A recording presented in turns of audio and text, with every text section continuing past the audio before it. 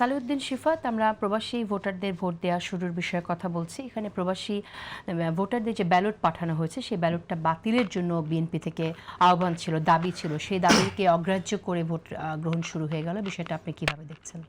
ধন্যবাদ আপনাকে, আপনার মাধ্যমে সকল দর্শক শ্রোতা এবং আমার পাশে উপবিষ্ট সমালোচকদেরকে, বিশেষত সুমিষ্টভাষী সাংবাদিক জনাব আশরাফ কায়সার সাহেবকে, ওনাকে আমি প্রায় সময় শুনি। আজকে ওনার সাথে আমার প্রথম টকশোতে আসা। তো পোস্টাল ব্যালট ইস্যুতে যদি আমি বলি, এখানে মোটা দাগে যে সকল অভিযোগ উত্থাপিত হয়েছে অনলাইন সেন্ট্রিক আর কি, সাইবার স্পেসে এই অভিযোগগুলো আসছে আর কি। ফার্স্ট অফ অল আসছে কোনটা, যে পোস্টাল ব্যালটে এমন জায়গায় ধানের শীষ প্রতীকটার অবস্থান যেখানে আপনার ভাঁজটা পড়ছে। আচ্ছা, তো আমি মোস্ট প্রবাবলি আপনার শোতে অথবা অন্য কোনো একটা শোতে জাহাঙ্গীরনগর বিশ্ববিদ্যালয়ের একজন শিক্ষিকা বলেছিলেন যে পোস্টাল ব্যালটে ধানের শীষের প্রতীকটা এমন অবস্থানে দেওয়া হয়েছে যে যেখানে সিল মারলে দুই পাশে লেগে যায়, ফলে ওই সিলটা মানে ওই ভোটের যে ইয়াটা ওটা কাউন্টেড না হওয়ার একটা সম্ভাবনা থাকে।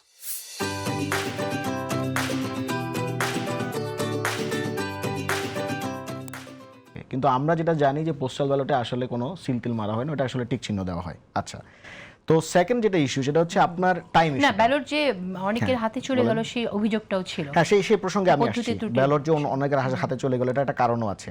বিশেষত এটা মধ্যপ্রাচ্যে ঘটেছে। কেন? কারণ মধ্যপ্রাচ্যে ইতিপূর্বে যখন প্রবাসীদের সাথে বৈঠক করতে গিয়েছিলেন ইসিরা, আমাদের ইলেকশন কমিশনার, সেখানেও প্রবাসীরা এই অভিযোগটা উত্থাপন করেছিল যে মধ্যপ্রাচ্যের অনেকগুলো দেশে চিঠি যে পৌঁছাবে একটা নির্দিষ্ট কোনো এরকম ঠিকানা অনেকেরই নাই, অনেক প্রবাসীই নাই, অনেকে অনেক জায়গায় থাকছে, যেভাবে মানবেতর জীবনযাপন করছে, ফলে তারা একটা নির্দিষ্ট ঠিকানা সেখানে দেয়। দেখা গেলো যে 10 জনের, 11 জনের, 12 জনের সেখানে সে ইয়াটা যাচ্ছে, তাদের জন্য পোস্টালগুলো যাচ্ছে।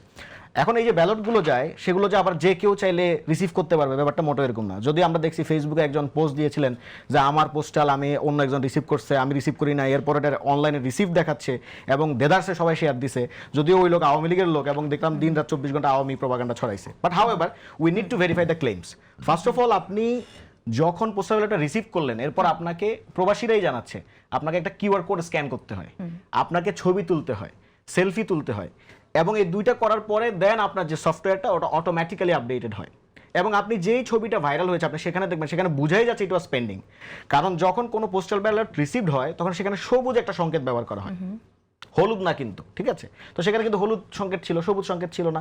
তো ফলে এই বিষয়গুলো যদি আপনি পর্যালোচনা করেন, তাহলে যেই ক্লেইমগুলো করা হচ্ছে যে এটা অনেকের হাতে ব্যালট চলে গেছে, দ্যাট ইজ টোটালি রং। আর ব্যালট যদি চলে যায়, ও তো ইয়াই করতে পারবে না, মানে পড়ে দিতে পারবে না। এখানে কিউআর কোডের একটা ব্যাপার আছে, নিজের সেলফি আপলোডের একটা ব্যাপার আছে। আচ্ছা, আরেকটা ব্যাপার হচ্ছে টাইম ইস্যু, যেটা আমি ধানের শীষ মার্কার ক্ষেত্রে বলেছি। সেটা হচ্ছে, তাহলে এই দাবিটা যে আমি এটা শেষ করি, তারপর আপনি আরেকটা প্রশ্ন করেন। থেকে এই প্রসঙ্গটা শেষ করে আমি আসবো আপনার কাছে। আসবো না, টাইম ইস্যুটা না বললে হারাই যাবে। সেটা হচ্ছে, ধরেন ব্যাপারটা তো এরকম না যে অসংখ্য আপনার মার্কা দেওয়া আছে, আপনার হাতে সময় আছে 2 মিনিট, আপনি বুথে ঢুকছেন 2 মিনিটের মধ্যে আপনাকে খুঁজে নিতে হবে। তাইলে আপনি the inconvenience you can set যে okay this is the inconvenience, এই কারণে 2 মিনিটের ভিতর হয়তো এই ধানের শীষ খুঁজে পাওয়া যাচ্ছে না।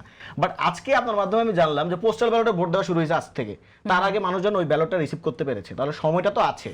তো ফলে যে ধানের শীষে ভোট দিবে, যে দাঁড়িপাল্লায় ভোট দিবে, যে শাপলাকলিতে ভোট দিবে বা অন্য কোনো প্রতীকে ভোট দিবে, সে তো তার প্রতীকটা ভাবে খুঁজে নেবে।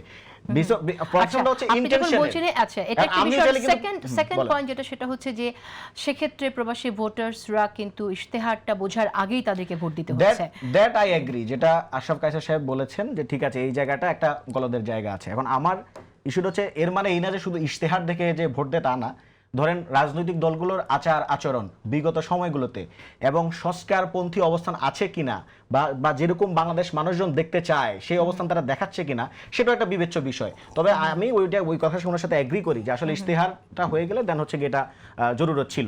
মোটা দাগে আমি যেটা বলতে চাচ্ছি যে সেটা হচ্ছে, আপনার পোস্টাল ব্যালটটা প্রথমবারের মতো আমরা ইন্ট্রোডিউস করলাম। আমাদের প্রবাসী যারা ভাই বাংলাদেশের লোকজন ছিলেন, তারা কিন্তু এতদিন পর্যন্ত জাস্ট রেমিটেন্স আর্নিং সিটিজেন হিসেবে আমাদের কাছে বিবেচ্য হতেন, কিন্তু এখন ওনারা ডিসিশন মেকিং প্রক্রিয়ার অংশ হচ্ছেন। ফলে আমাদেরকে এটাকে স্বাগত জানানো উচিত।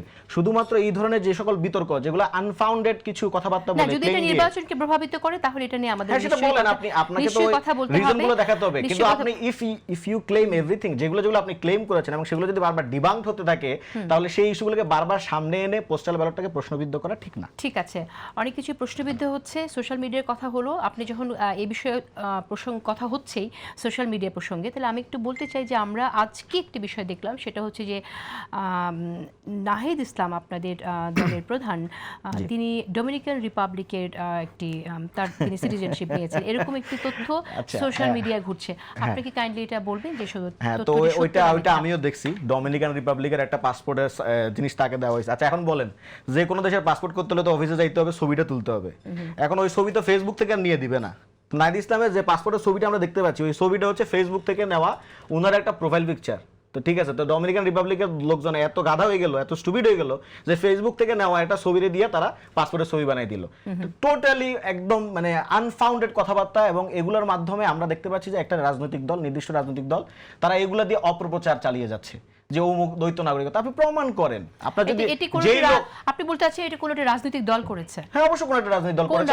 কোন রাজনৈতিক দল করেছে? বাংলাদেশ জাতীয়তাবাদী দলের লোকজন করেছে। বাংলাদেশ জাতীয়তাবাদী দল কি আপনাদের দলকে প্রতিদ্বন্দ্বী মনে করে যে আপনাদের দলের প্রধানের বিরুদ্ধে না করলে তারা এরকম করছে কেন? এটা আপনার কোনো প্রমাণ আছে যে এটাই তো প্রমাণ, সবচেয়ে বড় প্রমাণ তো এটা। আরেকটা কথা আমি বলে রাখি, করেছে কোনো প্রমাণ আছে কিনা? আরেকটা কথা প্রমাণ না, এখানে তো শুধুমাত্র দলের প্রধান করতে হবে বলে কথা নাই। না না,